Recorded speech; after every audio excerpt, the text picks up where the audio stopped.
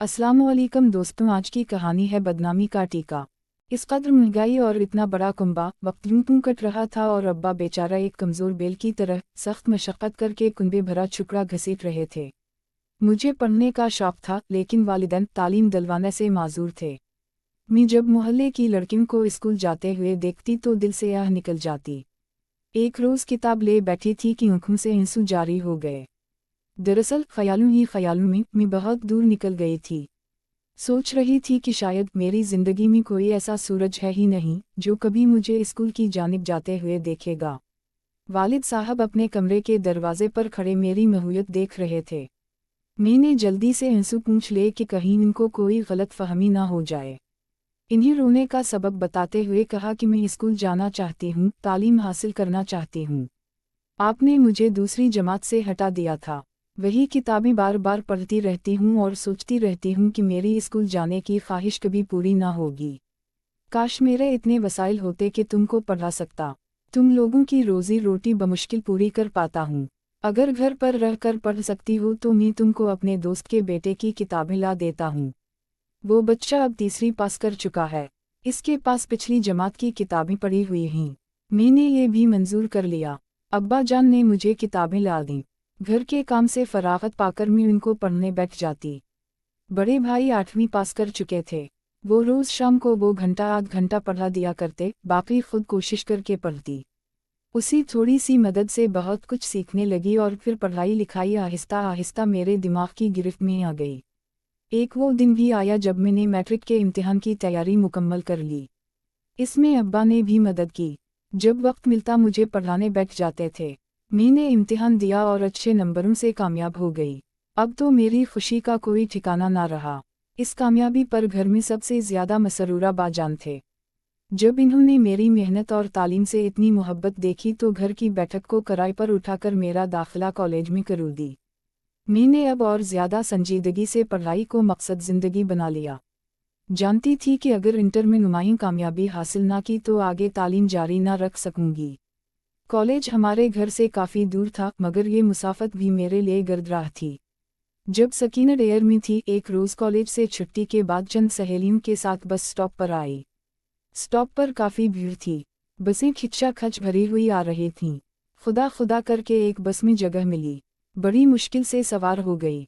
2-3 bus stop गुजर गए तो बिलाखिर बैठने को जगह मिल गई। तभी एक अधेड़ उम्र औरत सवार हुई। ख़वातीन की सीटें पर थीं।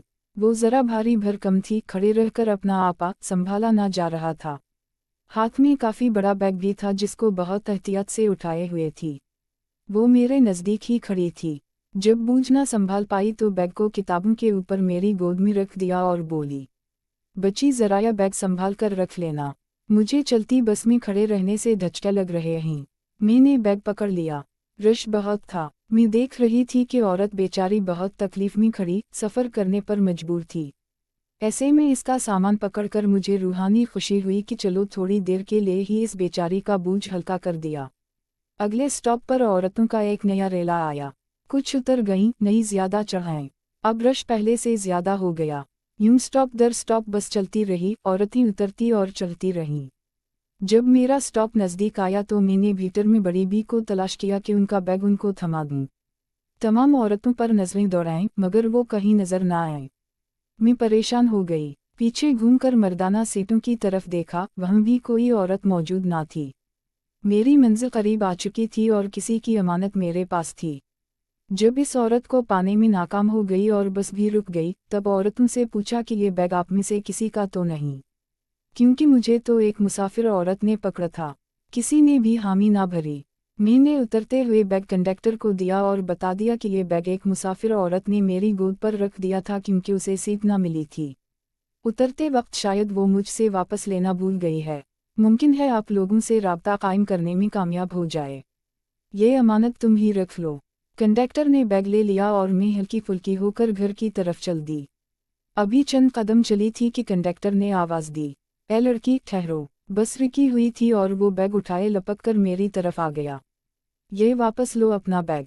मैंने पलट कर देखा तो वो मेरे हाथ में बैग थमाते हुए बोला, किस कदर चालाकी से ये लड़कियां दूसरों को बेवकूफ़ बनाती हैं। किधर है तेरी वो बड़ी बीबी? और ये देख किया है इसमें? اس نے بیگ کی کھلی ہوئی چین میں سے مجھے دکھایا۔ ایک نوزائیدہ بچہ سفید کپڑے میں لپٹا پڑا تھا، شاید اس کو کسی دوا سے بے ہوش کیا گیا تھا۔ اس کی آنکھیں بند تھیں مگر گرمی کے باعث قسمسا رہا تھا۔ میں یہ دیکھ کر ہکا بکا رہ گئی۔ بے اختیار میرے منہ سے نکل بھائی اللہ کی قسم یہ بچہ میرا نہیں ہے، لیکن کنڈکٹر شور مچانے لگا۔ لڑکی تو مجھ پکڑوانا چاہتی ہے، یہ دھوکہ کسی اور کو دینا۔ میں نہیں کر رہی تھی کہ یہ میرا بیگ نہیں ہے مگر نقار خانے میں طوطی کی آواز کون سنتا۔ لوگ اکٹھے ہونے لگے۔ خدا جانتا ہے کہ وہ لمحات میرے لیے کس قدر قیامت خیز تھے۔ دماغ میں بھنور کی سی کیفیت تھی، جسم میں خون کی گردش تھم گئی تھی اور میں بت بنی کھڑی تھی۔ پسینہ کے قطرے میرے چہرے پر لکیروں کی صورت بہنے لگے۔ مداری کی طرح کنڈکٹر بیگ اٹھائے جیسے ڈگڈی بجا رہا تھا۔ لوگ چاروں طرف بھیڑ کی صورت اختیار کرتے جا رہے تھے اور میں حواس باختہ درمیان میں کھڑی تھی جیسے کوئی تماشے کی چیز تھی۔ وہ مجھ پر آوازیں کس رہے تھے، طرح طرح کے فکروں سے میرے کان چھلنی ہو رہے تھے۔ مجھے لگا تھا کہ یہ اس معصوم موجود کے ساتھ مجھے بھی سنگسار کرنے کی تیاری کر رہے ہیں۔ اتنا شور تھا کہ کان پڑی آواز سنائی نہ دے رہی تھی۔ مرد مسافر بھی اتر کر آ چکے تھے۔ ایسے ماحول میں اپنی صفائی کیسے پیش کر سکتی تھی اور میری بات کو سنتا بھی کون؟ ہجوم کو تو جیسے بنبنانے اور بھانت کی بات کرنے کا موقع مل گیا تھا۔ ان کے الفاظ تھے کہ آتشی اسلحہ جو مجھ پر فکروں اور سوالات کی صورت برس رہا تھا، گویا اس ہجوم میں کوئی ایک بھی بافراست اور عقل والا شخص نہ تھا جو سب کو خاموش کروا کے طریقے کی بات کرتا۔ مجھ کو احساس نہیں تھا کہ کتنی دیر تک اس جم گفیر میں کھڑی رہی۔ میری روح فنا اور ہر احساس جیسے منجمد ہو گیا تھا صرف ایک شرمندگی کے سوا۔ لوگ کہہ رہے تھے لڑکیاں اسی لیے تو تعلیم حاصل کرتی ہیں۔ تبھی دو پولیس والے اور ایک لیڈی کانسٹیبل ہجوم کو چیرتے میرے قریب آ گئے۔ انہوں نے آتے ہی میرا نام اور پتہ پوچھا۔ میری زبان گنگا ہو چکی تھی اور آنسو بہہ رہے تھے۔ اب میں آگے پولیس والوں کے درمیان اور لوگ ہمارے پیچھے۔ گھر سامنے مڑتے ہی تھا۔ ہم گھر پہ پہنچے۔ پل بھر میں یہ خبر ایک بم کی طرح محلے میں پھٹی کہ یہ کنواری لڑکی اپنا بچہ کہیں پھینک رہی تھی کہ لوگوں نے پکڑ لیا اور پولیس کو فون کر کے بلوا لی۔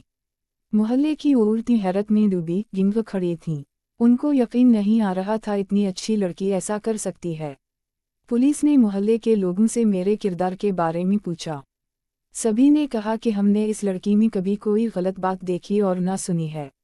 انہوں نے اچھے پڑوسی ہونے کا ثبوت دیا۔ اس کے بعد پولیس نے کالج سے رجوع کیا۔ پرنسپل نے بھی تعریفی سرٹیفکیٹ بنا کر دیا کہ ہمارے کالج کی یہ طالبہ اچھے کردار کی مالک ہے۔ پرنسپل صاحب یہ سرٹیفکیٹ نہ دیتے تو شاید پولیس والے یہ بچہ میرے سر تھوپ دیتے۔ بھلا ہو ان دو اشخاص کا جو بس میں بیٹھے ہوئے تھے۔ وہ بھی ہجوم کے ساتھ آ گئے تھے، شاید ان کے ضمیر نے ان کو مجبور کیا۔ پہلے تو سوچ بچار میں تھے کہ گواہی دی یا نہیں، بعد میں کیا سوچا کہ خود پولیس اسٹیشن تک پولیس کے ساتھ گئے۔ انہوں نے گواہی دی کہ ہم خواتین کی سیٹوں کے بالکل پیچھے والی سیٹوں پر بیٹھے ہوئے تھے۔ ہم نے دیکھا کہ ایک موٹی ادھیڑ عمر عورت بس میں چڑھی تھی جس کے ہاتھ میں بیگ تھا۔ اسے سیٹ نہیں مل سکی، اس نے تبھی بیگ اس بچی کی گود پر رکھ دیا تھا اور خود بس کے ڈنڈے کو پکڑ کر سفر کیا، لیکن رش کے سبب ہم یہ نہیں دیکھ سکے کہ وہ کب اور کہاں اتر گئی۔ لیکن جب یہ بچی بس میں سوار ہوئی تھی اس کے ہاتھ میں صرف کتابیں تھیں۔ اس گواہی نے میرے لیے بڑا کام کیا۔ بہرحال یہاں آ کر معاملہ ختم ہو گیا۔